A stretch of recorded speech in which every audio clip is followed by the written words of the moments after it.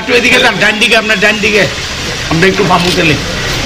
195 195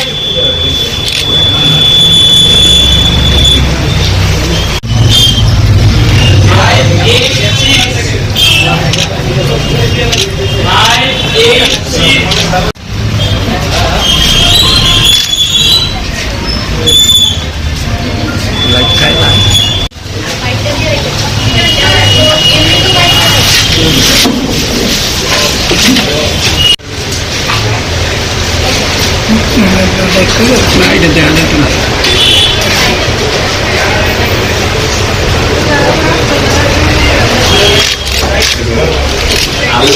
একটু আপনার দেখান,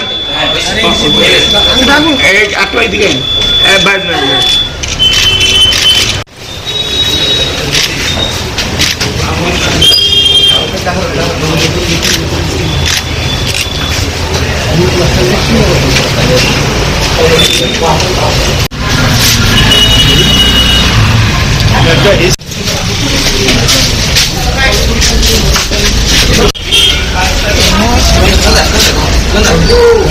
অবশ্যই ভালো লাগছে।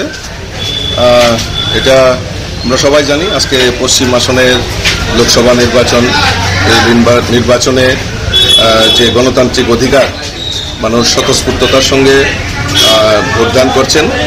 আমি সমস্ত যারা ভোটার তাদেরকে আহ্বান করব যে আপনারা আপনাদের যে গণতান্ত্রিক অধিকার আপনারা সেটা প্রয়োগ করুন এবং আমি আশা করি যে আত্মতৃপ্তি মানুষ দেশের যশস্বী প্রধানমন্ত্রীর উপর যে পূর্ণ আস্থা এবং ভরসা রেখেছেন ওনার গ্যারান্টির উপর, সেটাকে স্থাপিত করার জন্য সবাই এগিয়ে আসার জন্য আমি আহ্বান রাখছি আপনাদের মাধ্যমে।